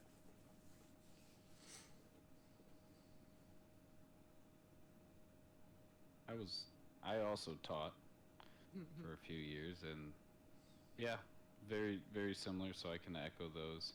I also think there is obviously there's cyberbullying with social media, and so I mean we can go into depth with that, but I mean it says it all. Cyberbullying, social media, increased access to that. There's been countless teenagers and children who have unfortunately taken their lives because of it. So I mean, you do get the story where it's, hey, because of social media, a baby was made, and maybe Deontay's case, and then on the other side you have, the dark side where cyberbullying, mental health, depression, attention deficit, and I also think there's a big problem with, I believe, Vin, you mentioned earlier, where, it's mundane. Life is mundane, like, and that's okay. But people see all this, and like, they're just not growing up realizing it's okay to not be. Everyone grows up thinking that they're special. I'm going to be I'm the president. I want to be an astronaut. I want to be this, and then you end up at a factory or a Buc-ee's, or and maybe that's where you end up for the rest of your life, or you eventually move on. But not everyone can be special, and that's okay. Like, not everyone needs to be that, but I feel like people are growing up seeing, again, like it was mentioned earlier, all this money, the rented Lamborghinis that aren't even theirs, and they're like, if they can do it from Ohio, I can do it. I can be the next Mr. Beast. And it's like, no, you probably can't. You can try, but like, you're developing believing that, and I don't think they can live fulfilled lives because of that. Because how do you erase 15, 20 years of kids growing up with this, and then they're hit with after college the truth that most people don't do that. There's a reason there's one Mr. Beast and not 8 billion Mr. Beasts. Because if we could all have millions and millions of dollars and do wacky YouTube shows, we would. Well, You the know? economy would fall, but Absolutely. Well, exactly. The economy is a sham, all right, but that's a different episode for a different time. to add to that, Jet, the specifically about the mundane and whatever, I was specifically talking about real life. Okay, so bad part like mental health gives that personification or facade of, oh, everything's instant, right? You're trained socially to think life is instant gratification. You get things instantly. Things need to happen instantly. Whereas I'm saying is real life takes a long time. It takes delayed gratification. I wouldn't necessarily say mundane, because you look at Mr. Beast. He spent hundreds of hours doing the most mundane things, but he was technically grinding in a sense and training himself to become Mr. Beast, right? It wasn't overnight, but social media just lets you see the results. Someone, I think Deontay or someone pointed out, it was like you only see the results. You never see the hard, long, delayed gratification behind it, the training behind it. So, yeah, that was Deontay. yeah, and so that's literally what I'm getting at is like life is not mundane, because you pointed out about Buc-ee's, and I would say if you become even just an assistant general manager, you make over 6 figures. So That's you true. Of course, yeah. right? So like that in and of itself is reward. But I'll add on with you is like social media takes stuff like that as nothing, right? Yeah, you see the Lambos, you see the people going crazy stuff, and you think, oh, who cares about becoming the AGM of Buc-ee's, right? I mean, but in real life, it's like that's an amazing thing, but nobody promotes it. Same with teachers nowadays, all the healthcare people. It's like we are underpaid because social media promotes the crazy lifestyle, right? And then now look at our actual necessities, and they're getting washed. It sucks. Oh, dude, there's such a need for teachers right now, like, because no one You get paid wants to $30K do. a year, in some It depends where you're at. Like, that's one of the reasons Cass and I moved to Texas, is because the base salary for teachers in Texas is $56. Right. So like we each got a $20,000 a year raise just moving states. Right. But even then, like, with how bad the school system has got with all these behavior disorders, like, It's not worth $50K. it wasn't worth it anymore. Like, I had a kid break my fucking nose. And the principal was like, "Well, that's sped for you." I'm like, "The fuck it is." Oh. There's no accountability anymore. Like, anytime a kid acts up in school now, well, they just have a behavior disorder. No, they don't. That kid's a shit. Yeah. Those were the bad kids when I was in high school. Those were the kids that got detention and suspended. Now they just get, don't do that. That's bad. They don't even do the paddle anymore. No. Yeah. You can't. Illinois, they do. Capital punishment is still Texas, legal. But they don't fucking exercise it. You get the paddle, and like, let me tell you, that thing is traumatizing. Mhm. You know, everyone want to be in that room with that principal, man. And that principal, it was a guy, so, you know, he already got it. Fight. Yeah. Yep. And I do want to touch on, because I just threw out Buc-ee's since it's, relevant to, the panel right now. Yeah, I said panel. But, teachers too. I didn't mean anything against Buc-ee's. Like, I was an assistant manager of a dispensary, and, that's, I guess, cool for some people. What I meant was kids never dream of that. I mean, there might be a few, but most kids are astronaut, police officer, firefighter, these, I guess firefighter and police officer is more understandable, but like these visions of grandeur, and they're just exasperated by social media. Right. Where it's like, they grow up with this, and at a certain point for each and every one of us, I'm sure there was a moment where we're like, I can still have dreams and goals, but more realistic goals. I can grind for that, but I'm not. There's only a few people who have ever supposedly been on the moon. And so it's not likely that that's going to be me out of 8 billion people. I would love to go up there. And so yeah, if I was AGM of Bucky's, I've come to terms with that because I didn't grow up with all this stuff, and I would love six figures. I got a mortgage, I got a kid, I got a girlfriend, and basically a fur kid. Like I would love six figures, all right. But I don't think these kids would be happy with it. I think even then they'd be like you mentioned, that grind. All right, I got the six figures. I'm sure some of them be like, I'm gonna start taking videos of the security cam footage of the crazy people that come in, after, midnight. I'm gonna start showing those videos on TikTok and YouTube, and maybe that's my ticket. And it's always looking and comparing yourself. For anything, you're like, I'm the best. Like I used to be the best at this game called The Binding of Isaac, and then I dropped off. I was top 10. I wasn't the best, but I was top 10 in the world. And then I stopped playing, and there was always people who were better than me. So it's like no matter where you're at, you're always going to be looking at the next person being like, oh, well, they got it better than me. I have a Lambo, they have 2 Lambos. I have $1 billion, they have 1.1 billion. It's never enough. And I think that's a societal thing, but social media definitely adds to that because you can see it. Right. Yeah. And then and then obviously we've already touched on insecurity, right? I can't even imagine. I was trying to think mental health wise. I don't see a positive to your mental health at all. It just breeds insecurity, instant gratification, and yada yada. So yeah. If used properly, there can be benefits. So But it's not taught that way. it's definitely not. You are 100% correct. It is not taught that way. But there can be benefits to seeing, what other people do. So because it can give you a goal to work towards. Like Jet was saying, you need to have a more realistic goal. Like you're not going to be the next Mr. Beast, but you could see someone that start small. Like cooking. Like this chef made this awesome dish.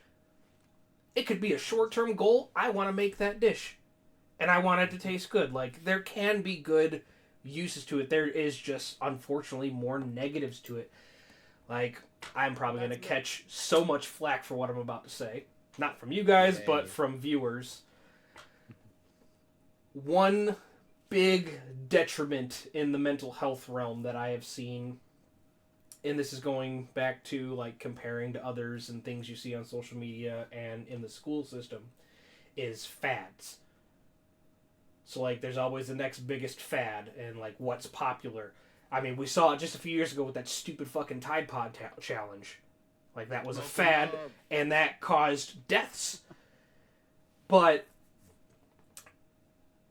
the part that's going to get me yelled at, I don't want to say it's a fad, but younger kids are seeing certain things that they don't understand fully, and they're falling into it. And, I am not trying to dog on the transgender community.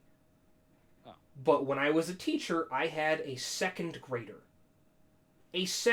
She's 7 years old. That told me she wants me to call her by a boy's name and that she is a boy. I'm like, sweetheart, you don't understand what that means yet. You don't even know who you are yet. You're not old enough to make that kind of decision.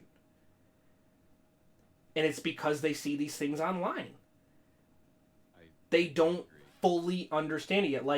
She may, in 10 more years, still have that viewpoint. By then, you're an adult. Great. You can make that decision. But, the kids don't understand fully what they're seeing. And it's not just with, the gender roles and things like that. It applies to almost anything that they can see online. They're seeing things that they don't fully understand, and they try to run with them without understanding the consequences of what comes with it. Yeah, but then that's a parenting thing, right? It's they should have watched, or if they see that happening, they need to But they can't nowadays. No, that's not even. They could. But they can't. There's a bigger issue. No, there's a bigger issue because adults, the parents, are addicted as well, and so they're doing it for clout.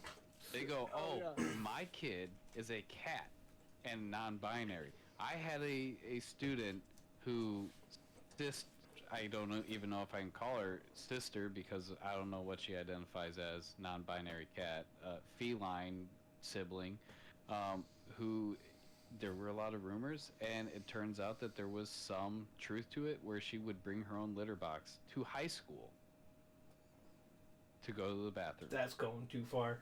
But what I was saying is where the parents can't do anything because of all this shit that kids see online nowadays. They have access to the internet.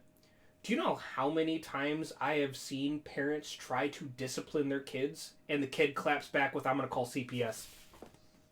Do it. Dude, they'll call their parents bluff and their parents will be like, "Yeah, I'm not risking that. Like, I'm not getting CPS called on me." I've had to call them as a teacher.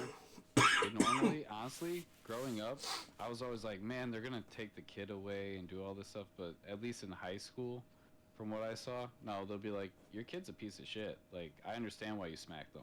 Like, you're good. I've legitimately had a worker say, that girl is a piece of shit. I understand why you, the mom, smacked her and broke her glasses.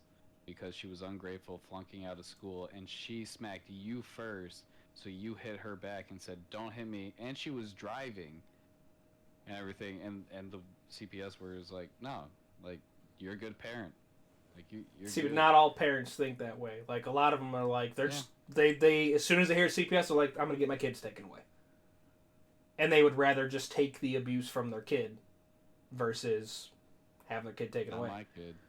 I only ever had to call CPS once, and that was only because I was a track coach for a year for a junior high team, so 6th, 7th, 8th grade. And one of my girls, like, at practice, I noticed this massive bruise on her arm. And I was like, "Whoa, like, you okay? Like, what happened?" And she just so nonchalantly, "Oh, yeah, I made Dad mad."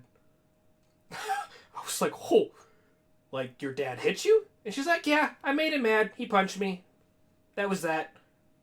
I was just like, okay. So, like, right after practice that day, I went and talked to the principal, and she's like, "Yeah, we need to call CPS." Turns out Dad was beating the shit out of his kids. Jesus. Well, I want to turn it a little lighthearted on the transgender thing. Just for the record, I do agree. When I think if you're gonna make that choice, wait till you're an adult.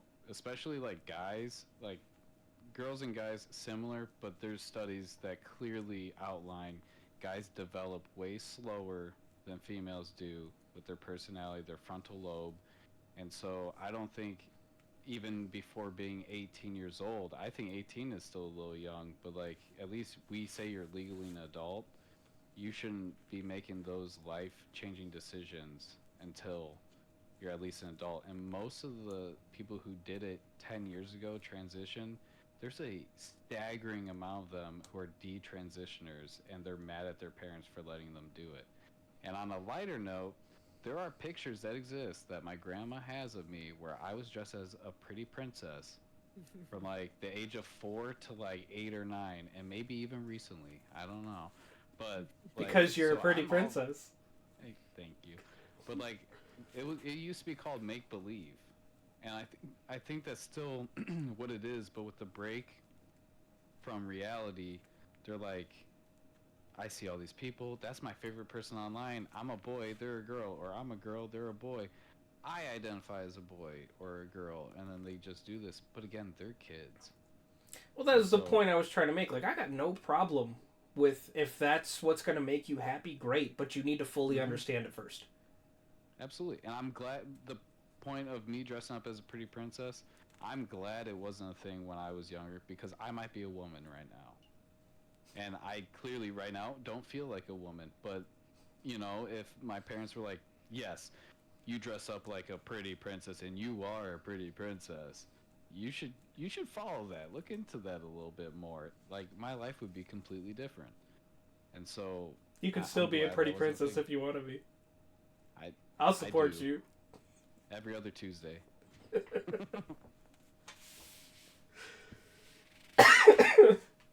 Sorry. Oh, you're good.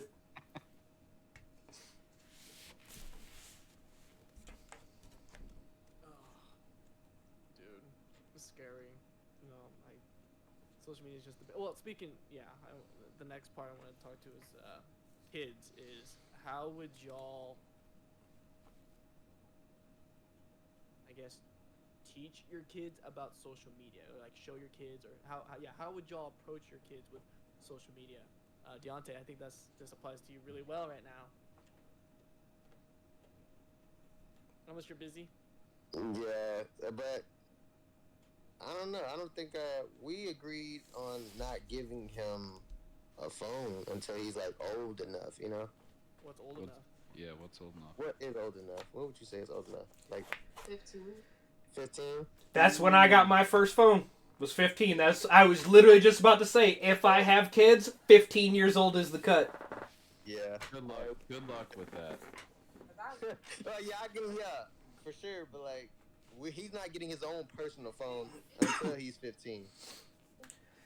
Well, yeah, like personal phone, yeah. Like, I would definitely buy a phone. Like, if they're going to a friend's house, give it to them. Be like, hey, this Yeah. is only, like, I wouldn't give it internet. I would give it texting and phone call. No internet. And just be like, hey, this is if Thing you is, need to call nowadays me. With phones, you can put a lot of parental controls on that phone, and you can use your personal phone to control that phone nowadays. So That is I can true. get him a phone. Like, That is true. One of my best friends did that for his daughter because she was having a problem with cyberbullying. So he installed the software on his phone to where it completely mirrored hers, so he could see everything. Now he only used it within reason, like he didn't want to pry into like her personal stuff, like with her friends and stuff, but like he wanted to monitor that specific situation. So like that would be a route. Like with that technology nowadays, I might let them have their own phone a little younger, but it'd be heavily locked down and heavily watched because like I don't think they need social media and stuff like that until they're in high school. I went the other route. I have an 11-year-old, and he has a phone. It has no cell service, but he can hook it up to Wi-Fi and you can play games and stuff. And he does have a TikTok, which I was against, but his mother said, please get a TikTok, because I guess there's TikTok message or something, so he messages her using that, which means he can't message me even though I bought the damn phone, because I don't have a TikTok. But I had a lot of issues with him on like Xbox. When he was 7 years old, as I've previously mentioned, I used to be a stoner, and I would work like 12-hour, 13-hour shifts. And I'd come home, and on my way home, I'd pick him up, or he'd be here. And, you know, I'd step out, and I'd maybe smoke a joint, or, like, I'd hit, my bong. And then I'd take, like, a little nap in the day. And, you know, I had people in the house. I had roommates, and he's in his room right across the hall from me, so we're all good. And I wake up after a nap, and I look at my phone, and, you know, just because I always check, do I have missed calls or anything? And I have 3 emails from Xbox saying the account was suspended. And like why in terms broke and everything. I'm like, what the hell? What? I wasn't even on Xbox. And I click it and I go, oh, it's my son's account. Why? And it has screen caps of his conversation on Xbox. He was not sending pictures, but he was sexting Oh no. with a friend of his that said his cousin was over, and it was like a 13-year-old girl. His friend's name on Xbox was like Gucci King, like something like that. I won't give the whole, but like Gucci King, like clearly a boy. I've been in parties with him. He sounded like a young, you know, kid and everything. And either he was messing with him, maybe it could have been a predator, I mean, like a 0.1% chance it was actually his cousin. But he broke the one rule I gave him. I said, you can say your first name, and that is it. He says first name, his last name. He said what town they lived in, what state, and even mentioned Heritage Park, which Jeff will know what park that is in town. It's the biggest park that Mantino has. And he said, he was like sexting her and being like, you want to suck my dick? But like spelled it like D-I-K because he's 7, doesn't know how to spell, you know, bully and everything. And I embarrassed him so badly in front of the family. I went to Thanksgiving and showed everyone the messages, and like I've been told that was extreme. And I understand, maybe looking back, I didn't have to do all that. But I want to make sure my son never did that again. Because I'm like, best case scenario, nothing happens. Worst case scenario, you either get kidnapped, unfortunately, you know, molested, something like that. Or if you're kidnapped, I have to go full Taken mode, and I have to try and get you. And if I'm too late and I can't figure this out because I'm not Liam Neeson, you might end up dead. And I was real with him, and you know, there's a lot of crying and all this stuff. And I then monitored his messages for like 3 years. And then once he started getting a phone for like Wi-Fi, I was like, I'm giving you trust. I'm not gonna mirror your stuff. You can't have social media. I don't want you to have TikTok, but your mom said it's okay, and whatever she says goes. I can't fight that one. And so I was just like, fine. But the moment you break my trust, you're not getting it back. Like I'm all about honesty, and he knows that. And if you went up to my son and said, "What's your dad's number one thing?" He'd be like, "Truth." Like, tell him the truth, and I'd be like, "Yeah, it is." And so he broke his phone. I bought him a new one for Christmas. He downloaded Snapchat and didn't tell me. And I didn't ask him. I gave him a week to bring it up to me. And the only reason I know is because it popped up in my recommended friends on Snapchat. I was like, what the hell? That's my son's name. And I let it go, and then I brought it up to him this week, and I said, why the fuck were you on my Snapchat? And he's like, what? I'm like, I saw you on my Snapchat. Why do you have a Snapchat? And he goes, I don't anymore. I'm like, did your mom find out? And he's like, yeah, she confronted me, and she yelled at me and made me delete it. I was like, well, that's where we were going. I wanted you to be honest and tell me. Who said you could have that? And he goes, I see you guys using it. I thought it was okay. And I go, no, you're 11. You don't need Snapchat. I've already seen what you do on Xbox. I can only imagine what you do on Snapchat. And he's like, okay, all right. And I was like, don't even make me start bringing up I still have the pictures of the messages. I will bring that shit back up. And so even though that stuff happened, parenting's already a job. Like, and I already work another job. And as much as I love my woman, that's also a job. I got 3 jobs, all right? I don't need to be watching what he does all the time. And I think you just have to kind of try and raise them and trust them, because if you can't trust them, it's like the core tenet of any relationship. Like Trust and marriage, communication. Trust and communication. And so I tell him, talk to me. Let me know things. Be honest. I don't judge you. I've only ever yelled at him or judged him when he's lied to me. He could tell me that he's transgender. He could tell me he's gay. He could tell me that he cheated on a test. He could tell me that, you know, he stole something. And yeah, there'd be a talk. He might get grounded for like a week or something like that because he's young. I don't see a point of months like our parents might have when growing up. But like, trust is a big thing. And he's not allowed to have that, but he does have a phone. He's allowed to message. He's allowed to TikTok, for God's sake. But yeah, I think trust is a big thing. And so that I think communication with your kids is how I plan to do it. And if I have any more, that'll be how I continue to do it. I like that a lot. Yeah. Deontay, do you have any? Because you said you wouldn't give your kid a phone until 15. Where does social media play into that? Kind of like, would you follow Jet or would you do your own thing? Me personally, I don't know. I feel like in time, when it gets to that point, I probably won't even think about it, and be like, you can't get social media. Because at that age, probably all of his friends are going to have social media and stuff like that, There's no telling how I'm going to handle that situation until it comes, because it is a scary thing, though, because your kid's gonna have social media whether you give it to him or not. exactly. Like, my son didn't have a phone, but would go like hang out at his friend's house, and their dad gave them an iPad and a phone with full cell capability. And also, these parents are a lot older than me. They're like in their 50s, so they're like, I don't even care anymore. Like, go ahead, go for it. And my son, that's how he got introduced to YouTube. I never showed him YouTube. I only started using YouTube really past like a year or two. I wasn't even big into that. And so I think even if you try and control it, if you don't have those fundamentals built up, which I'm not saying you won't, but I'm saying in general for whoever's listening, communication, because they're gonna find a way. We all remember being kids. We're gonna find a way to get it and to break rules. Yeah. Mm-hmm. Tell me I can't. It's gonna make me want to more. Yeah.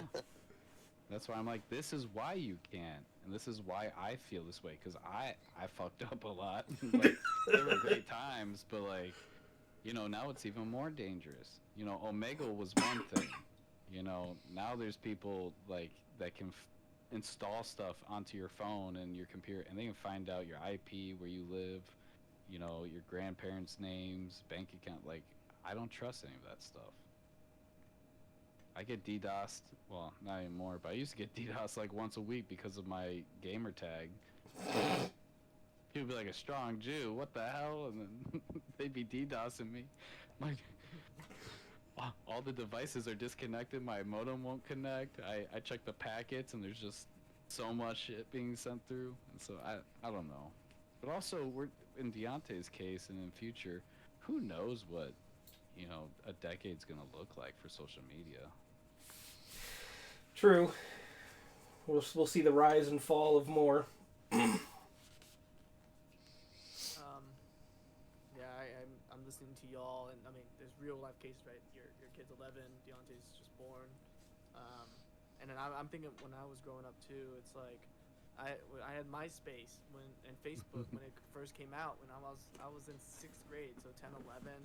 But granted, those aren't nearly as detrimental as Instagram, TikTok, and Snapchat. So I keep trying to think. It's like it because I never want to be hypocritical is the main thing, right? It's like I turned out fine as long as I had guidance. So my principle's always been about discipline, guidance, right, and showing them. So it's like, what would I do? I think the farthest I go is like, I know there's YouTube Kids, so you know and there's a lot of educational stuff. I mean, Jeff and I have talked about where we use like video games for educational purposes, stuff like that. So if somehow, you know, 10 to 15 years from now with my kid, you know, if I can twist it into like an educational purpose where they can grow as a person, I'll do it. But as it stands right now, I don't see a good way for Snapchat and Instagram to be educational. So yeah, I wouldn't give them anything until, and then 15, that's a good age. I mean, 12, 13 is when you're most impressionable, so maybe yeah, you wouldn't want to do that, but I don't know.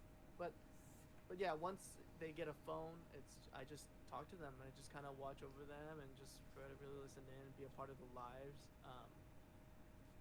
Yeah, and I think it'd be fine. So you're more along the line of just educate, make sure they understand, and yeah. know. I mean, yeah, like, you know, the kids are gonna make mistakes, right? There's no way to prevent that, right? They need to experience it, and then it's just like, hey, this was stupid. Like, stop that, and then I don't know.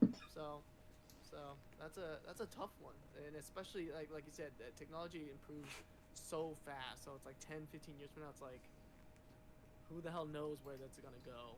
Yeah, we're gonna have the implants by then. Okay. Or I was gonna say, even like the VR, I see videos of like kids playing those like monkey Yeah, games oh in my VR, God. and there's just grown men or like the VR chat room, and like, you know, they're just trolling them. I love the videos where they troll them, but also I'm like, VR Also chat, that's uncomfortable. just a whole nother beast, man. We could do an entire episode on VR chat. I got a VR headset and used it once, and so maybe I'll download that next. VR gives me a headache, man. I can't. Like, I've used it before, and after like 45 minutes, I'm getting dizzy, and I'm like, alright, I gotta stop. Luckily, I don't have that. So, final question. I'll combine the two. Kind of like, what advice would you give to people struggling with social media? And then kind of for us, for you all, also add in, if you were ever addicted, how did you break that addiction, right? So it's kind of, what do you think is the best way to approach social media addiction? Deontay, you want to start? I'm put it like this, man. Cue the motivational music. I will. Media. Go touch some grass. How did I break social media addiction? I didn't. Here's what you can do. I didn't do it, but this is what you can do. Don't be like me. Yeah. Well, That's why you put the motivational quote. I got you. Oh Yeah. god, that's hilarious. Jet. My personal advice to anyone, who's looking for it, which I highly recommend you do, Jeff, and Deontay, is I would use your addiction and angle it towards something positive. So you mentioned phasmophobia, that's not negative. But for me personally, I do love video games, so I would use that to start going towards something positive. But I do think there is benefit in, like, I love to garden. And that's not something that I talk about too often. But I used to grow mammoth sunflowers that were like 16 feet tall and almost broke through my garage roof because they were just huge. And it's like, if you think there's something that you might like more than even social media, look up videos on the social media and get invested in those, and then go out, touch grass, get in your car, bus, whatever it is, go to Hobby Lobby, whatever store, and start crafting, start gardening. It's not hard. You can do it indoors now. Read a damn book. People don't read anymore. And for the young people that might be listening, cursive. Learn cursive. It's a dying art, and even if you have shit calligraphy, learn it. All right, because I'm tired of reading just your name printed as your signature. I'm gonna copy your bank information. Just find a positive outlet. I feel like people have this mind space where they're like, this is my life, I'm watching social media, rinse, repeat, rinse, repeat. You can gear it. Like, there's always opportunity to change, and like, the algorithm learns, so it will know if you're trying to change up things. It's not gonna tell you, you're gonna break your addiction, don't do this. It's gonna be like, okay, you wanna watch different videos, you wanna watch educational videos, maybe learn some stuff. I love philosophy. How about you start watching thespian videos and like Socrates and stuff, Plato, like, gear that energy that you're already putting in and just put it towards something good, and hopefully little by little you're going to find something that you enjoy even more, and you find that you get more benefit out of in life. Nice, man. Jeff. I'm gonna start with saying fuck you, Jet. I don't know how to write in cursive or read it. You're older than me. My signature on my bank statement. The only cursive I know is my signature. That was the only thing I was able to grasp. I couldn't learn it, dude. It just did not. It still doesn't comprehend in my head. Can't do it. Learning disabilities is one of the episodes, I hope.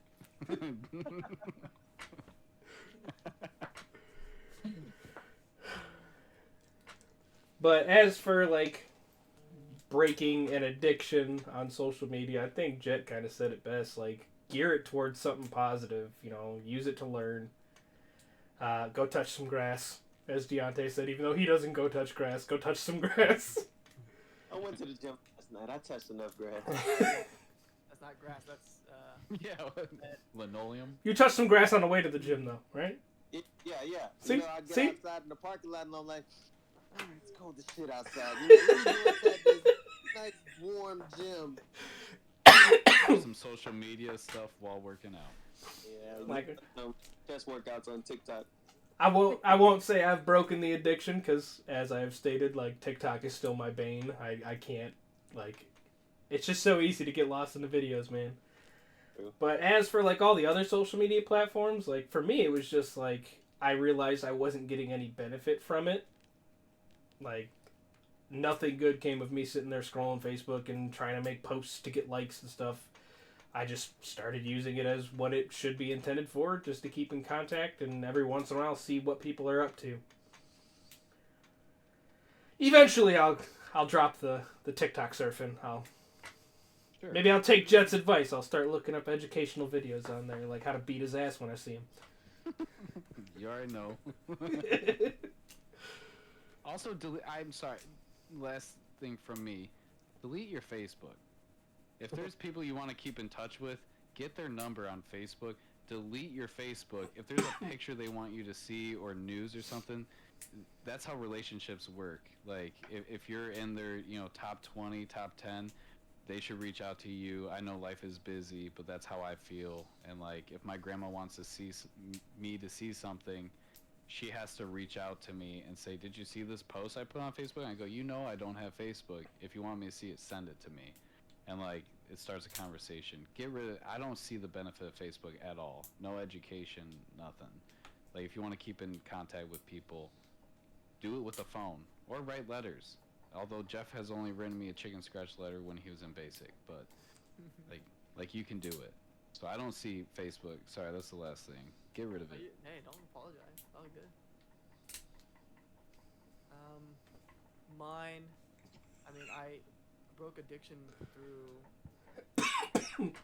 I had something going, right? It's like, oh, I want to be this, this, and this, and I want to become these things. So it's like, first this is hard to say, but kind of Deontay's saying, it's like, go touch grass, like go have a life. It's like you need to go get a life first. It's like go find a hobby, go find something you like that's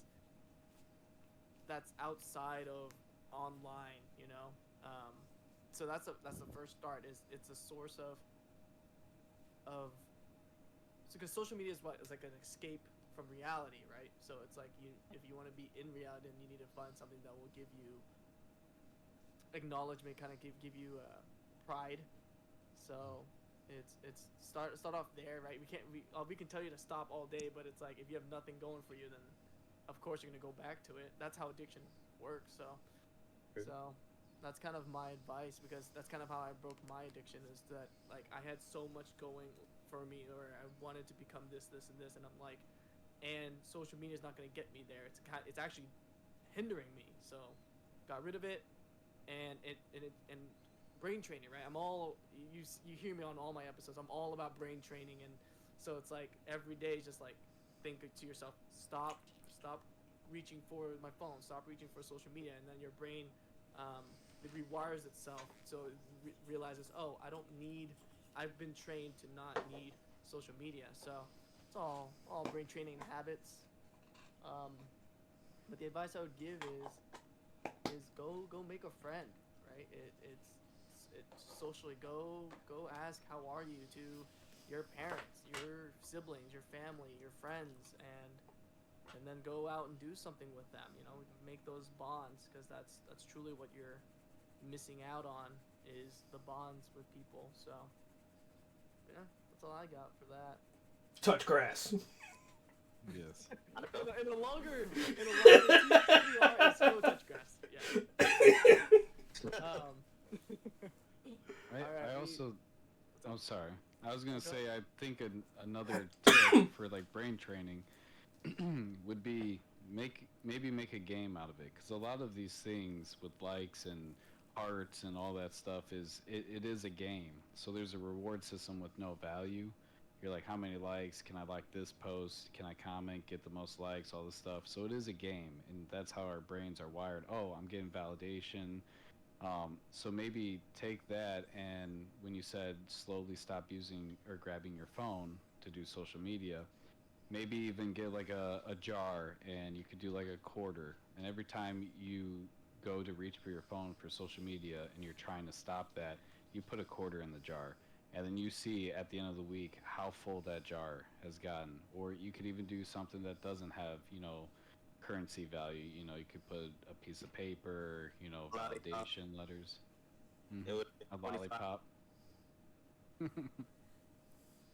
But something like that, then you're making it a game. And then even if the reason I brought up quarters is because one, I'm my name and everything, I'm money oriented.